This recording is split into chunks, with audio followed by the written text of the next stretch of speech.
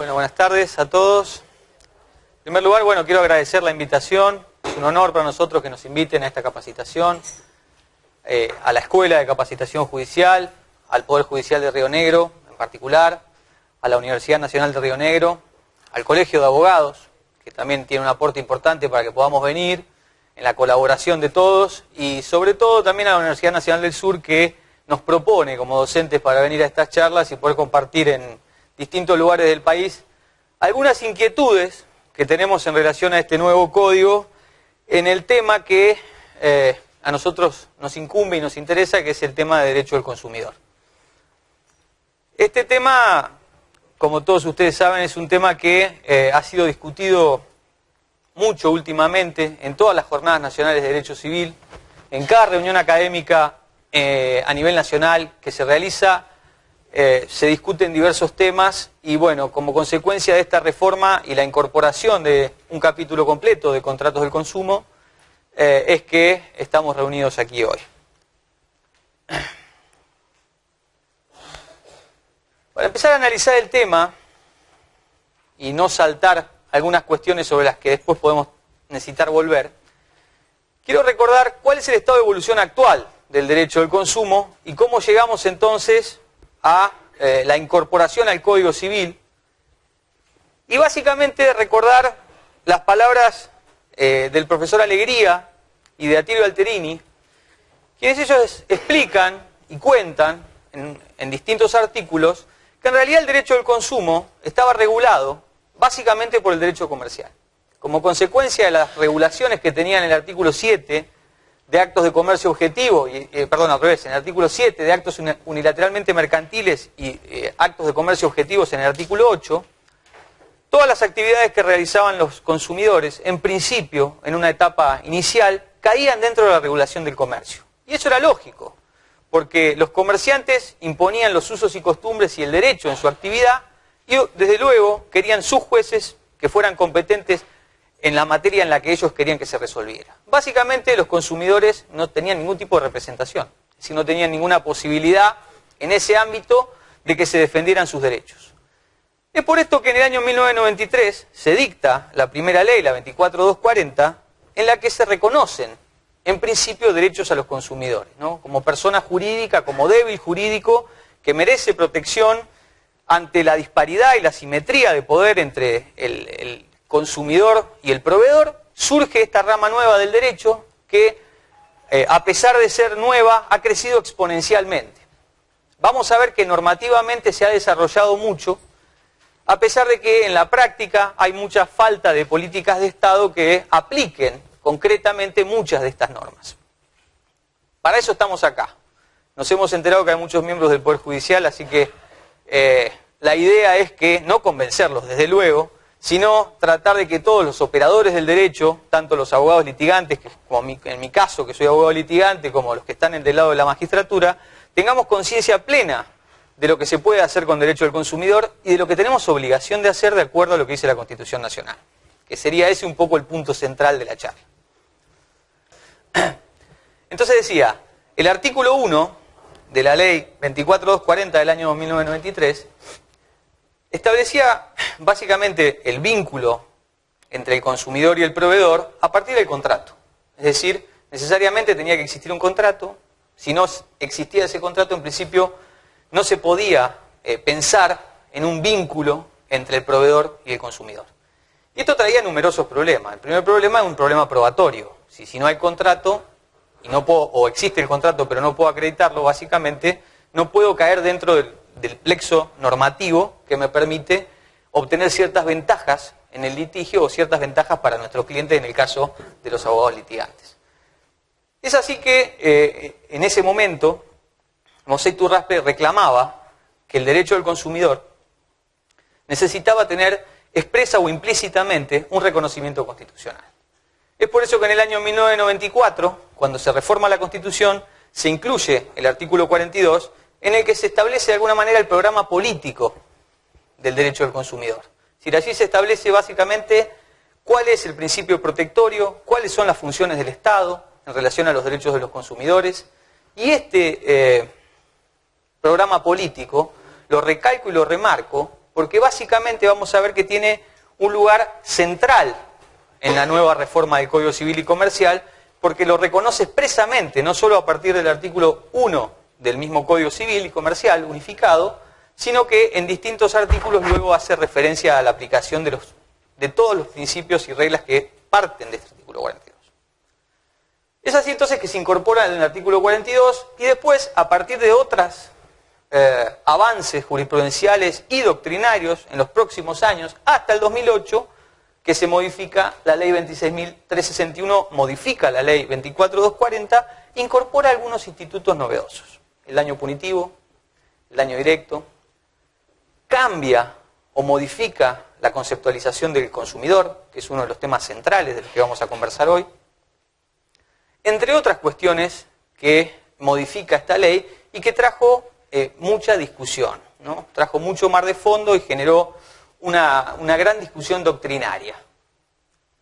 Finalmente, en el año 2012 se presenta el proyecto y la Comisión Reformadora lo que hizo fue modificar la ley 24.240 en algunos artículos y además incorporar un capítulo completo en el Código Civil y Comercial. Vamos a ver cómo se articulan estas normas. Es decir, en principio tenemos una pluralidad de normas que rigen el ámbito del consumidor y que la cuestión central sería ver cómo se articulan y cómo las interpretamos de forma tal de cumplir con la magna constitucional del artículo 42 de la Constitución Nacional. ¿Cuáles eran las opciones legislativas que barajaron los reformadores al momento de analizar qué hacían con derecho del consumidor? Es decir, ¿cómo está hecho en otros lugares? Una de las opciones era incorporar todo lo que tiene que ver con derecho del consumidor al código y eliminar cualquier otra regulación. Esto lo hicieron los alemanes, pero los alemanes son muy ordenados, son sistemáticos, y entonces incorporaron todo directamente al código y dejaron todo lo que tiene que ver con el consumidor dentro de él y nada afuera. Eso no es lo que hicimos nosotros. Otra posibilidad era omitir toda referencia y regular por vía especial, que sería quedarnos con lo que teníamos básicamente, ¿no? La ley 24.240 con sus modificaciones, una ley especial, un plexo diferenciado, normativo, y en realidad esto de omitir toda referencia está regulado de esta manera en el Código de Brasil. Ellos tienen un código de consumo específicamente y código civil y comercial por otro lado. O sea que no se mezclan, para decirlo de alguna manera. En Italia, por otro lado, se regulan ciertas facetas dentro del Código Civil y se omiten otras. Eso fue hasta el año 2006 en que surge el Código de Comercio, el Código, perdón, de Consumo italiano, se regula el código. Y en ese caso entonces ya también tenían un código con ciertas normas reguladas en forma separada.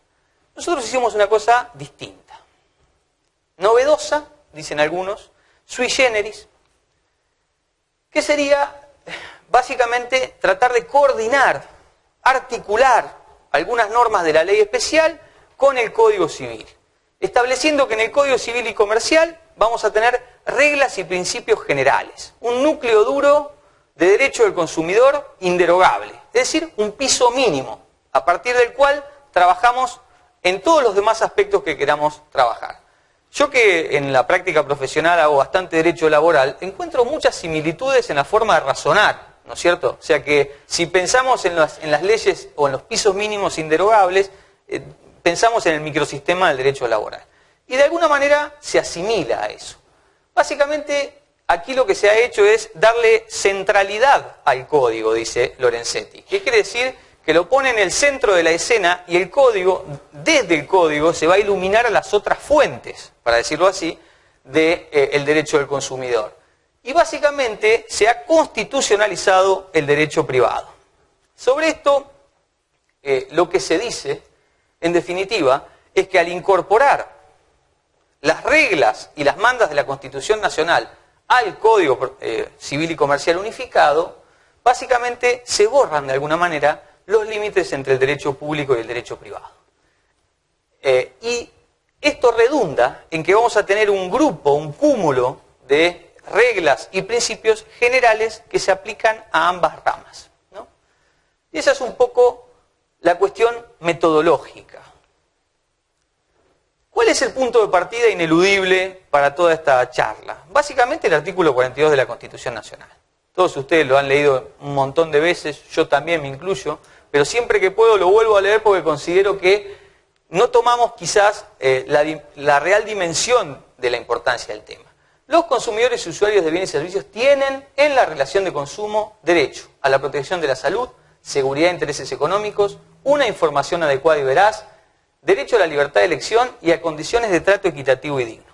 Este programa político lo vamos a encontrar receptado en distintos artículos y capítulos propios del Código Civil y Comercial, unificado, en donde se trata por separado cada uno de estos temas, algunos de ellos a los que nos vamos a referir hoy, en particular, sobre todo más Julio, sobre el final de la charla. Y establece además que las autoridades deben proveer a la protección de esos derechos, a la educación, a la defensa de la competencia, al control y eficacia de los servicios públicos, y además debe darnos un proceso eficaz, un procedimiento rápido, sumarísimo, eficaz, corto, gratuito, diría yo, para que podamos cumplir con estos derechos. Básicamente, esto es un poco lo que yo quería mencionar, y fíjense lo que dice Lorenzetti, ¿no? Dice, el principio protectorio de rango constitucional es el que da origen y fundamenta el derecho del consumidor.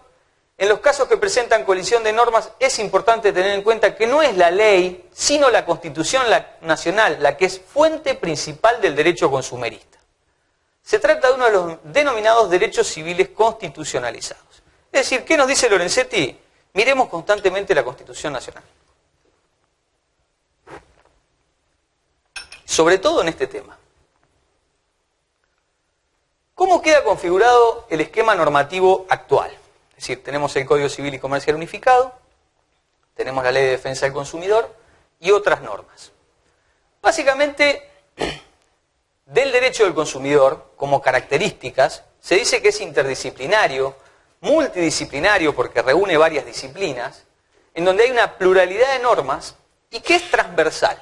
Esto ya lo deben haber escuchado, pero me veo en la obligación de repetirlo para aquellos que no están habituados al tema del consumidor.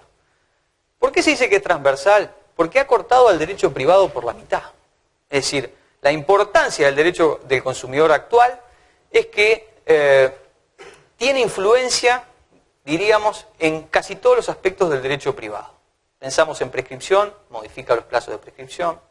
Pensamos en inversión de la carga de la prueba, puede tener injerencia. Es decir, en muchos de los temas en que nosotros podamos pensar, en todos los contratos. De hecho, Rubén Stiglitz dice, el derecho del consumo hoy es el derecho común. Es decir, el derecho equitario es hoy el derecho del consumo. ¿Por qué? Porque cualitativamente y cuantitativamente la mayor cantidad de los contratos, y casi todos los contratos por su calidad, son de consumo. Es decir que, si pensamos eso, nos damos cuenta que tiene una importancia y una relevancia que quizás no siempre tomamos conciencia. Es prevalente. Esto es sumamente importante. Es prevalente porque el artículo 3 de la Ley de Defensa del Consumidor, última parte, que no ha sido derogado, dice que en caso en que al proveedor se le aplique un régimen distinto por la actividad que desarrolla, por ejemplo, se le aplica la Ley de Seguros por ser una aseguradora, de cualquier forma, si está dentro de una relación de consumo, esa ley cede ante la normativa protectoria de derecho consumidor. Y esto es lo que dice el artículo 3 de la Ley de Defensa del Consumidor infine, y que se dice que es prevalente el derecho del consumidor, es decir, que tiene preeminencia en relación a otras regulaciones. Y esto que está tan claro ahí, cuando lo pensamos en cada caso concreto, a veces nos trae ciertas vacilaciones, ciertas dudas, ¿no? Decimos, pero ¿cómo? Si hay una ley de seguros que dice tal cosa. Bueno, está bien. ¿Hay relación de consumo o no? Si hay relación de consumo, olvídate de la ley de seguro. Y esto es central para poder analizar de qué nos sirve. Es decir, porque esto en lo teórico es muy bonito, nos divertimos, nos entretenemos, aquello que nos gusta, pero tiene una utilidad práctica central para los colegas, para los abogados que litigan. Vamos a verlo cuando veamos los casos prácticos. Es de orden público. El artículo 65 de la Ley de Defensa del Consumidor establece concretamente que todo lo que se regula en relación al derecho al consumidor es de orden público, por lo cual no puede ser dejado de lado por las partes, debe ser aplicado por los jueces aún de oficio, y finalmente es expansivo.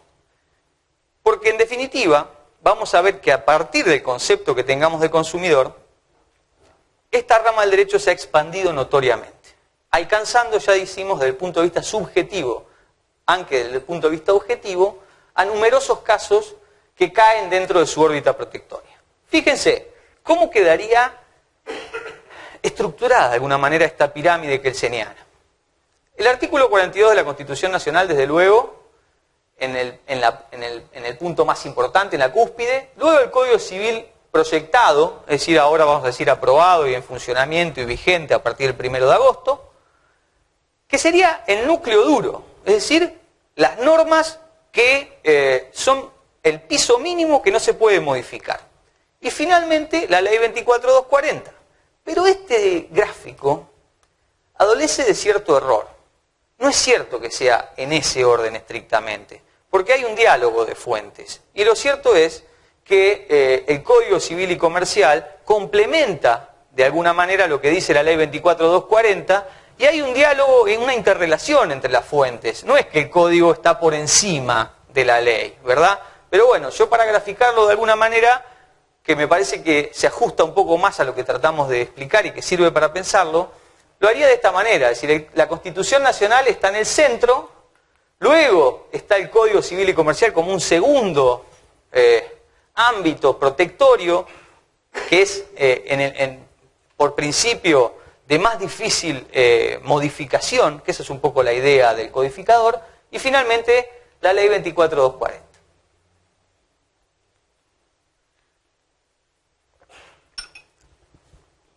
Bien, ¿cuáles fueron los fundamentos que utilizó la Comisión para incorporar las reglas y principios básicos de esta manera al Código Civil y Comercial unificado? Ellos dijeron, esto es una reglamentación del artículo 42. Perfecto. Es una regulación estable y de difícil modificación por oposición a una ley especial como la Ley 24.240, que es una regulación flexible y adaptable. ¿Cuál es la idea? Es muy sencilla. Los próximos que vengan no pueden modificar el código fácilmente. No es tan fácil modificar el código. Llevó más de 140 años ponernos más o menos de acuerdo sobre algunas cosas para llegar a esta modificación, con la que muchos colegas y profesores no están de acuerdo, pero que en la generalidad, la mayoría, estamos de acuerdo que era necesario al menos una actualización.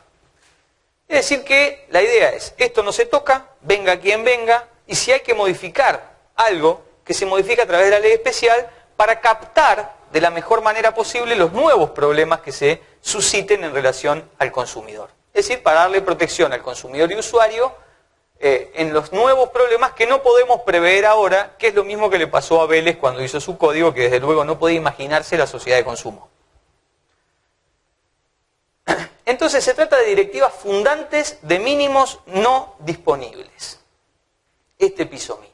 Se incorpora en el libro tercero de los derechos personales, el título tercero, los contratos de consumo. Sé que hoy a la mañana tuvieron la charla de contratos, no sé si habrán hablado de contratos de consumo. No, bueno, parte general, perfecto. Para no repetir, si estoy repitiendo algo que ya vieron toda la mañana, por favor les pido que me avisen, no me molestan, no más mínimo. Se incorpora la noción de contratos de consumo.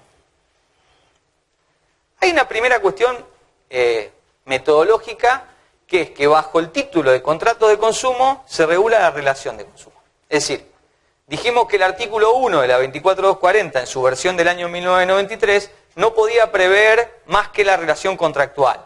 Lo cierto es que el cambio central, a partir del año 1994, con el reconocimiento de la relación de consumo en el artículo 42, es que se ha ampliado ese concepto. Y desde luego que el contrato no alcanza para explicar la noción o los vínculos que surgen entre el proveedor y el consumidor. Y por eso se creó la noción o la idea de relación de consumo, que excede la noción de contrato y que borra los límites entre lo contractual y lo extracontractual.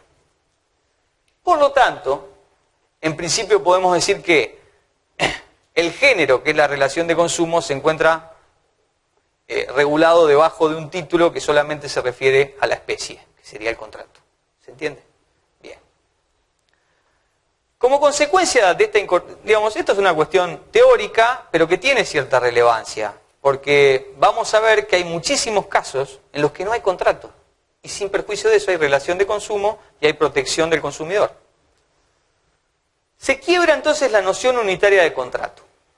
Se regulan, desde la teoría general del contrato, los contratos discrecionales, en donde hay plena autonomía de la voluntad, autonomía privada, artículo 957. Los contratos celebrados a cláusulas generales predispuestas por adhesión, cuando se demuestra que hay una adhesión a cláusulas generales redactadas previamente por una de las partes, lo que dice el 984. Y luego los contratos de consumo, que se aplica el título tercero al que hicimos referencia previamente, sean o no contratos que se celebraron por adhesión. Como ustedes recordarán, en el artículo 38 de la Ley de Defensa del Consumidor, se hace mención a los contratos de adhesión, que era una de las pocas menciones que se encuentran en la legislación del consumidor al respecto, pero aquí en este Código Civil y Comercial Unificado se han regulado específicamente los contratos de adhesión con ciertas reglas interpretativas que cristalizan, a mi modo de ver, los avances doctrinarios y jurisprudenciales que habían existido hasta ese momento. Es decir, se establece que las cláusulas, la estipulación, la interpretación, mejor dicho, contra estipulatorem, es decir, contra el que estipula las cláusulas generales predispuestas. Y fíjense que hay una suerte de graduación, ¿no? Es decir, en el derecho comercial antiguo existía, en el caso del deudor, el favor debitoris. Esta interpretación favor debitoris toma el ropaje, dicen los doctrinarios, en los contratos celebrados por adhesión de la interpretación contra proferentem o contra stipulatorem. Y en el caso del derecho del contrato del consumo, tenemos una protección mucho más amplia, mucho más moderna y abarcativa, que es el indubio pro consumidor. Es decir que ahí pueden ver claramente cuáles han sido los pasos y los avances que ha tenido en este sentido el derecho del consumidor. Yo pido perdón, porque a mí me toca dar esta primera parte que es un poco más teórica, pero les aclaro que el doctor Julio Korenfeld, como ha tenido mucha experiencia en el área y ha trabajado en la OMIC de Bahía Blanca, trajo muchos ejemplos prácticos. Una cosa muy interesante, práctica, es decir que conmigo duermen un poco y después se despiertan y un poco más con Julio. Pero no me molesta ni que me interrumpan ni que pregunten. Yo simplemente sigo me ajusto a mi programa, para decirlo así. Bien, ¿cuáles son entonces los efectos de la incorporación al Código Civil? No hay obstáculos para regulaciones superadoras. Este núcleo duro se considera inderogable, no lo podemos tocar. Es una sistematización coherente que articula las leyes existentes con el Código Civil y Comercial. Recordarán ustedes, seguramente lo habrán conversado también, que entre los principios novedosos o nuevos que se incorporan en la teoría general del contrato está el tema de la coherencia y la razonabilidad. Uno piensa, ¿no era necesario que nos dijeran que tenía que ser coherente y razonable en el Código Civil? Parece que no. Si todos interpretábamos que estaba claro que las resoluciones y todo lo demás debían ser razonables y coherentes, pero aparentemente no era tan claro. Ahora es un principio general, la coherencia, y la van a encontrar en muchos artículos, así como también van a encontrar la razonabilidad, siempre que sea razonable, dicen los artículos, en distintos temas. Diálogo de fuentes desde el código hacia las otras fuentes, centralidad del código y reestructuración de la pirámide, si se me permite esa frase. Esto es un poco la introducción del tema, ¿no? ¿Cuáles han sido los avances y retrocesos del Código Civil y Comercial? Claramente, de la manera en que ha sido o ha terminado siendo redactado el Código Civil y Comercial, hemos tenido un retroceso en lo que tiene que ver con la protección de los derechos colectivos. Esto es, el artículo 14 del actual Código Civil, del Código Civil y Comercial nuevo, queda redactado de la siguiente manera. Derechos individuales y de incidencia colectiva. Se reconocen derechos individuales, derechos de incidencia colectiva. la ley no ampara el ejercicio abusivo de los derechos individuales cuando pueda afectar al ambiente y a los derechos de incidencia colectiva en general. Esto quedó redactado de esta manera, pero en realidad estaba redactado en el anteproyecto de esta manera. Es decir, se reconocían, además de los derechos individuales homogéneos y derechos de incidencia colectiva. Y esto, en el ámbito del derecho del consumidor, tiene suma relevancia, ¿no? Porque pensemos en las class actions, en las acciones de clase, todo lo que tiene que ver con la legitimación, la representatividad, el efecto de la cosa juzgada, es decir, cuestiones procesales pesadas que necesariamente requieren de normas que sean claras y que nos digan cuáles son las pautas a seguir, no han sido finalmente incorporadas al código. Es por eso que decimos que esto, en algún punto, es un paso para adelante y dos para atrás, porque parecía que iba a salir y no salió de esa manera. Desde luego estaban los derechos de incidencia colectiva, que son aquellos que son indivisibles, nos decían, y los derechos homogéneos individuales que tienen una causa común y que afectan a numerosos individuos por separado. Básicamente, en relación a esto, lo que quería reflejar es que se eliminan estos artículos, el 1745 a 1748, y donde justamente estaba regulado la legitimación, la representatividad y la cosa juzgada, ¿no? ¿Quién era el que podía iniciar la acción? ¿Quiénes representaban al grupo, a la clase? Y el efecto de la cosa juzgada, que aquí decía que era secundum eventum litis. Esto quiere decir que podía beneficiar al grupo, pero nunca podía perjudicarlo. Es decir, que si me beneficiaba, hacía cosa juzgada, y si me perjudicaba, yo podía accionar de cualquier manera, no quedaba incorporado al grupo. Y también tiene otras connotaciones, porque al eliminar este artículo, otros artículos que habían sido pensados en función de estos, para decirlo claramente, quedaron como sin mucha explicación. Es así que el artículo 1102 sobre publicidad ilícita se refiere a quienes estén legalmente legitimados. Y entonces aquí era una excelente oportunidad para articularlo con este otro artículo y con los de derecho procesal y permitir de esa manera que nos dijeran quiénes eran concretamente los que iban a poder reclamar ante la publicidad ilícita, que es justamente uno de los ejemplos típicos de afectaciones de los derechos de los consumidores que son, podríamos decir, que no son identificables, para decirlo así, ¿no? Que afecta a un grupo indeterminado de personas. Eso es el primer retroceso. El segundo retroceso del que hacemos mención solamente porque hay muy poco que decir, que es un poco lo que hablábamos hoy a la mañana con Julio mientras veníamos viajando, es el tema de la responsabilidad del Estado y de los funcionarios públicos. Hay muy poco que decir porque no hay nada en el código de esto, ¿verdad? Se sacó por completo y se deja para que se regule en el ámbito provincial y o municipal. En definitiva, consideramos también que esto es un retroceso porque tiene incidencia en el derecho del consumidor. Pero no todos son malas, no todos son cosas negativas. O es muy poco en realidad lo negativo, casi todo podemos decir que es positivo. Fíjense que en cuanto a la evolución, esta incorporación de reglas y principios básicos al Código Civil y Comercial Unificado, lo que hace es dar jerarquía, eficacia y estabilidad al sistema. Y encontramos este fortalecimiento del principio protectorio que encontramos en el artículo 42 en diversos artículos a lo largo del Código Civil y Comercial. Y básicamente yo traje 3 que son, desde mi punto de vista, relevantes. Eficacia temporal de las normas. La primera parte del artículo 7 es básicamente el artículo 3 del Código Civil y Comercial. Es decir, a partir de su entrada en vigencia, las leyes se aplican a las consecuencias de las relaciones y situaciones jurídicas existentes, las leyes no tienen efecto retroactivo, sean o no de orden público, excepto disposición en contrario. La retroactividad establecida por ley no puede afectar derechos amparados por las garantías constitucionales.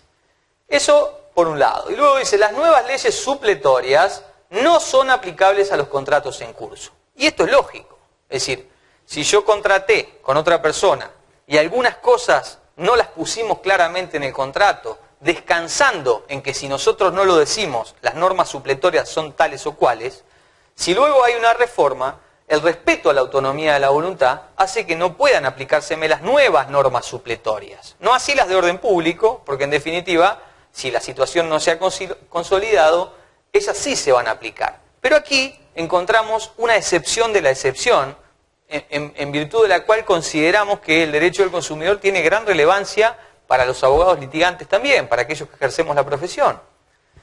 Pensemos que nos vienen a consultar sobre un contrato que está en curso de ejecución, la semana que viene, ¿no? Y que va a seguir ejecutándose después del 1 de agosto. ¿Qué le vamos a decir en relación a las leyes supletorias?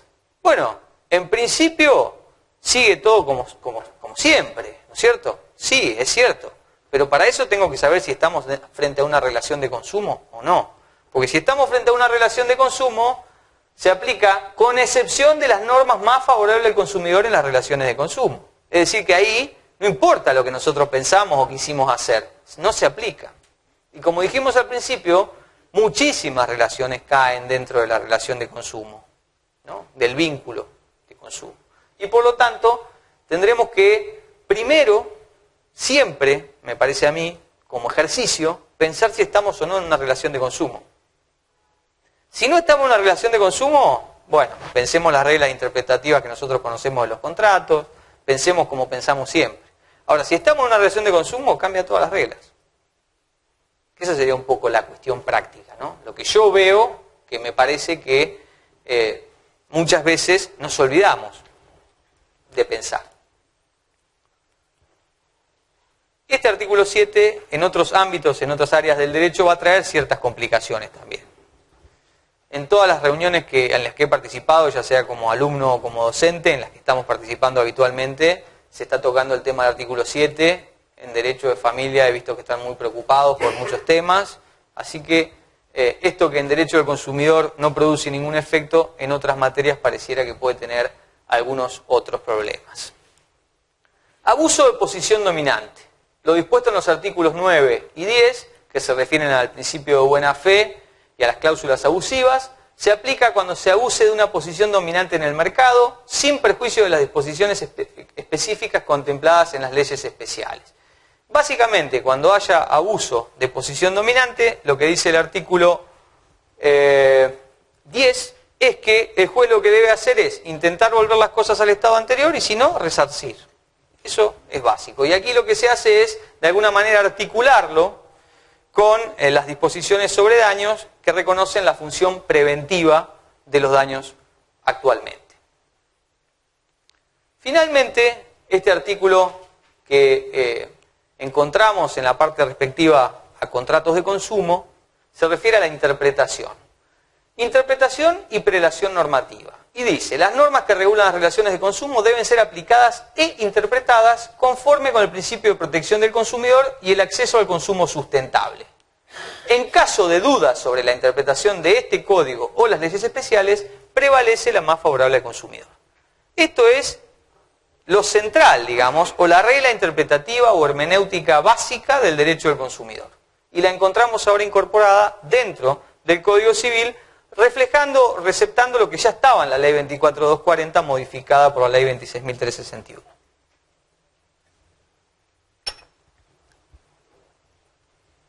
Me voy a cruzar para ver cómo vamos de tiempo.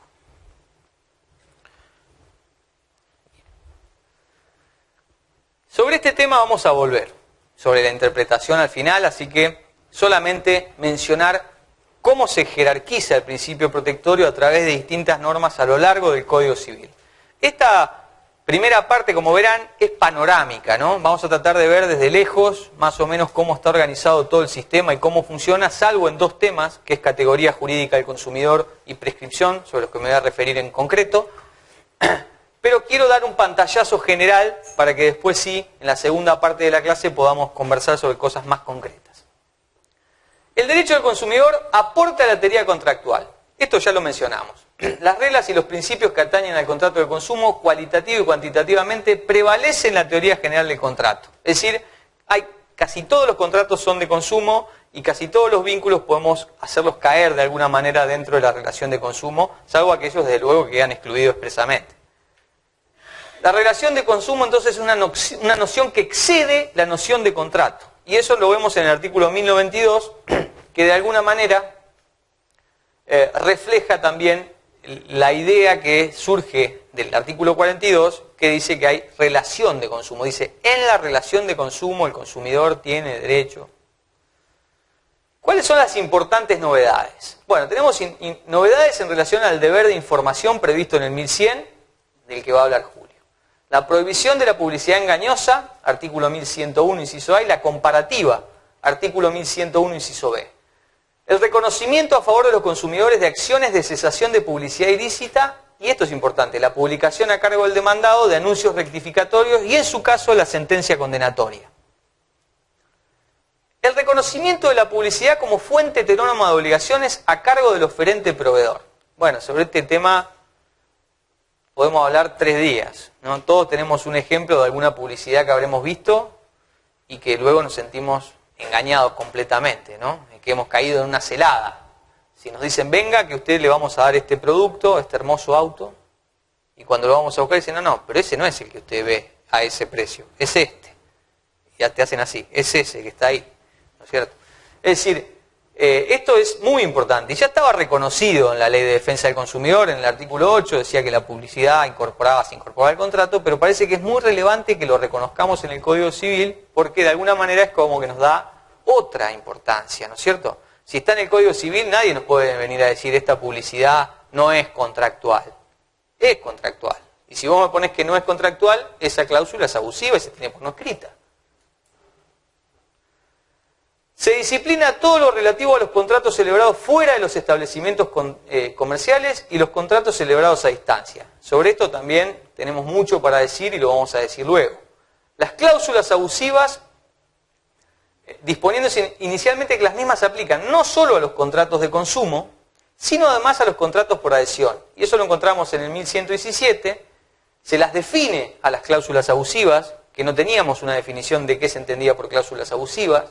Se disciplina su control de incorporación y el judicial, es decir, qué cláusulas se pueden incorporar al contrato y qué debe hacer el juez ante las cláusulas abusivas, y cómo debe comportarse, si debe integrar o no debe integrar, si tiene que declararlas parcialmente nulas o lo que fuera. Y se establece cuándo no pueden ser declaradas abusivas, que son 2 casos que vamos a ver luego. Como ven, hay muchas cosas y novedades. Estas nuevas regulaciones, nuevas entre comillas, porque algunas ya vimos que estaban ya incorporadas en la ley, se dice que son pormenorizadas y progresivas, porque en los términos generales y en los principios generales ya lo teníamos y ya lo conversábamos en doctrina y ya había fallos en jurisprudencia que así lo decían, pero ahora tenemos las normas específicas que reconocen todos estos avances. Son beneficiosas entonces, y no estaban previstas en la ley 24.240 y en la 26.361, los contratos de adhesión, las cláusulas abusivas, las prácticas abusivas en general, la publicidad abusiva, cesación de la publicidad ilícita y anuncios rectificatorios, conexidad contractual, comercio electrónico, etc. Yo no sé si hablaron hoy de la mañana de conexidad contractual. Perfecto, me viene muy bien y no me puse de acuerdo con el profesor de la mañana. Vamos a hablar un poquito de eso porque es un tema muy interesante. Además, hay pautas que se fijan en estos artículos 1097 a 1099 y 1109 que establecen respeto a la dignidad de las personas conforme a los tratados internacionales. Como pueden ver, es reforzar, ¿no? Reformular, pero repetir para incorporarlo al código y tener nosotros entonces una norma que no haya ninguna duda. Trato no discriminatorio a todos, digo yo, porque en el 8 bis de la Ley de Defensa del Consumidor se hacía una diferencia si fueran o no extranjeros. Y se decía que si eran extranjeros se podía hacer alguna diferencia si era justificada, ¿no? Por vía administrativa, si estaba justificado. Y la mayoría de los autores, como por ejemplo con el máster de Carlucci, dice, en realidad esto es una discriminación encubierta, esta discriminación es encubierta, y también la que se fija en función del domicilio. Por ejemplo, como si dijeran, aquellos que viven en Viedma tienen el precio para esta charla de 200 pesos, y aquellos que viven en Bahía Blanca tienen la misma charla a 500. Es decir, básicamente, en base solamente al domicilio, al igual que en base solamente a la nacionalidad, al menos con el estado actual de de la legislación argentina y los tratados internacionales que hemos celebrado, no hay ninguna duda que es discriminatorio. Trato igualitario, prohibición de las prácticas que limitan la libertad de contratar, esto también es aplicación directa del artículo 42 de la Constitución. Contratos a distancia o fuera de establecimiento, que va a hablar Julio. Contratos bancarios con consumidores. Hay un capítulo entero de contratos bancarios con consumidores. Y en relación a esto pasa algo que vale la pena mencionar. La reforma fue pensada para hacer normas generales y no plantear en concreto en cada contrato cuestiones del consumo, sino decir, bueno, estas son las reglas generales, interpretativas, hermenéuticas, y se aplican a todo el sistema, a todo el espectro de contratos que tenemos. Lo cierto es que en relación a los contratos bancarios era necesario decirlo expresamente, porque es en el área en donde más problemas tenemos en relación al consumo, ¿verdad? O uno de las áreas en donde más problemas tenemos. Fíjense, entonces en el artículo 1384 expresamente dice que se aplican a los contratos bancarios el derecho, todo lo que tiene que ver con el capítulo de contratos del consumidor, el título tercero. Es decir, le dicen, señores banqueros, a pesar de que ustedes tienen su propio estatuto y que ya lo decía el artículo 3 y la Ley de Defensa del Consumidor es prevalente, tengan en cuenta que ahora el 1384 del Código Civil dice que se aplican las reglas del contrato de consumo. Así que no me vengan con normas de entidades financieras, de tarjeta de crédito, etcétera, publicidad, etcétera. Y es muy relevante. Ahí se establecen ciertas pautas en relación a qué información nos deben brindar como consumidores, cuánto tiempo debe estar disponible esa información, cómo nos deben tratar en la etapa precontractual, qué información nos tienen que brindar para que nosotros podamos acceder a ese contrato y saber qué estamos celebrando, qué estamos haciendo. La prohibición de cobrarnos sin decirnos qué nos están cobrando previamente, es decir, de incorporarnos gastos a posteriori de haber celebrado el contrato, es decir, una infinidad, un catálogo de cosas que pasan habitualmente, podríamos decir, ¿no es cierto? Así que eso les sugiero que lo lean porque es muy interesante y puede ser una interesante beta laboral, inclusive, para hacer reclamos ante los bancos. En tiempos compartidos y cementerios privados se modificó el artículo 1 de la Ley de Defensa del Consumidor y se dejaron de lado, en la definición ya no se encuentran, estaban en la definición actual, decía que se aplicaba el tiempo compartido de cementerios privados, la Ley de Defensa del Consumidor, ahora tenemos específicamente regulaciones en el artículo 2100 y 2111 que dicen que se aplica a la comercialización y venta y demás de tiempos compartidos de cementerios privados todo lo que tenga que ver con el contrato de consumo. Finalmente, hay algunas innovaciones ventajosas en lo que hace a la responsabilidad civil. Se reconoce la función preventiva del derecho de daños. Hay algunas cuestiones relacionadas con legitimación que son positivas, como por ejemplo la incorporación de los convivientes, que pueden darnos la posibilidad de reclamar no iure propio, sino en representación de nuestro conviviente que ha sido afectado en sus derechos del consumo. Aclaro que no soy especialista en derecho de familia, así que si hay alguien especialista en derecho de familia que me quiere corregir y decir no es conviviente, doctor, discúlpeme, a partir de ahora es de otra manera, lo acepto, porque francamente no es mi área, estoy todavía, como todos, ajustando mi vocabulario al nuevo código. Nuevos daños resarcibles y el tema de la prejudicialidad, en donde básicamente se modifica y si hay responsabilidad objetiva, en ese caso no es necesario esperar que salga la sentencia en sede penal. Y esto lo he sobrevolado rápidamente porque me quería detener un poquito en el tema de contratos conexos. Los contratos conexos, como pueden ver, otro de los principios generales reconocidos por la mayoría de la doctrina, entre ellos, por ejemplo, el profesor Carlos Hernández, que no sé si han tenido oportunidad de verlo aquí, que es especialista en derecho de los contratos, dice, una de las nuevas reglas son estas cuestiones de la conexidad, ¿no? Un principio de interpretación de un contrato a través del otro, ¿no? Es decir, ¿cuál va a ser la regla hermenéutica? Bueno, ya no se puede ver un solo contrato aislado, sino que hay que ver un contrato a través del otro. Y fíjense lo que dice el artículo 1073. Hay conexidad cuando dos o más contratos autónomos se hayan vinculado entre sí por una finalidad económica común previamente establecida, de modo que uno de ellos ha sido determinante del otro para el logro del resultado perseguido.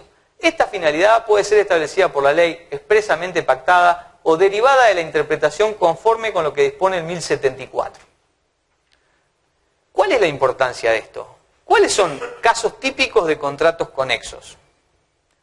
¿Alguien sabe algún contrato que sean contratos conexos? ¿Se imaginan alguna relación?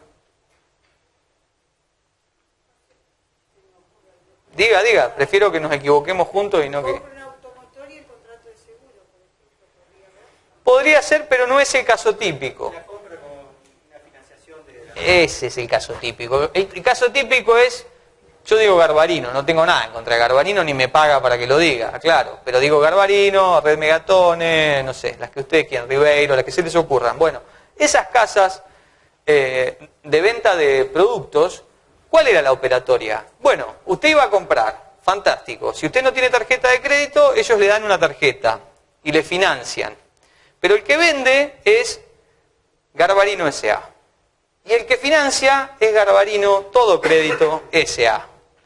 Y entonces, ¿cuál era el problema? ¿Cuál era la consulta del cliente? Viene el cliente y dice, doctor, la heladera no me funciona más, no me cubren la garantía y además tengo que seguir pagando. Y digo el ejemplo de la heladera para hacer un ejemplo benévolo. Pensemos en casos mucho más graves, pensemos en una propiedad, ¿no? En donde tenemos el promotor, el banco que financia, el fideicomiso de por medio, es decir, puede haber numerosas complicaciones extras que hacen que estos artículos me parece que van a ser de los que más vamos a usar los abogados en los próximos años.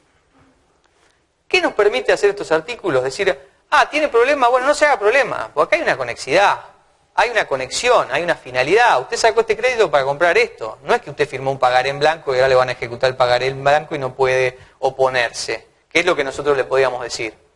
¿Qué le íbamos a decir? Bueno, mire, el pagaré lo tiene que pagar, lo lamento, es un cobro ejecutivo, usted no puede decir nada, no puede discutir la causa, pague y después vemos. Ahora no. Ahora usted se puede oponer y decir, no, mire, me opongo no en base a este contrato, sino en base a los incumplimientos del otro. ¿Se entiende? Interpretación. Los contratos conexos deben ser interpretados los unos por medio de los otros, atribuyéndoles el sentido apropiado que surge del grupo de contratos, su función económica y el resultado perseguido. Esas son las pautas que nosotros tenemos que tomar en cuenta para ver o interpretar los contratos conexos. Y además, en cuanto a efectos, dice, según las circunstancias, probada la conexidad, lo tengo que probar, no basta con invocarla, no basta con decir existe conexidad y todos sabemos que existe, hay que probarla. Un contratante puede oponer las excepciones de incumplimiento total, parcial o defectuoso aún frente a la inejecución de obligaciones ajenas a su contrato. Atendiendo al principio de la conservación, la misma regla se aplica cuando la extinción de uno de los contratos produce la frustración de la finalidad económica común. Que era esto que decíamos, ¿no? Se destruye por ruina el inmueble y nosotros tenemos que seguir pagando el crédito hipotecario por 20 años. Se relaciona con las cláusulas abusivas. Hay una norma específica en la parte de cláusulas abusivas a la que solamente me voy a referir ahora brevemente porque después seguramente Julio va a entrar en ese tema, que crea como una nueva situación, que se llama situación jurídica abusiva. Dice, se considera que existe una situación jurídica abusiva cuando el mismo resultado se alcanza a través de la predisposición de una pluralidad de actos jurídicos conexos. Es decir, si yo hago múltiples contratos para diluir la responsabilidad y tratar de que de alguna manera desequilibrar la balanza a favor de una de las partes dentro de una relación de consumo o fuera de ello, porque esto es teoría general de contrato, puedo aplicar estas pautas interpretativas. Y si además estamos dentro de una relación de consumo, si hay distintos contratos conexos, podremos hacer valer estas reglas en ambos casos. Es decir que es una herramienta, me parece a mí, fantástica.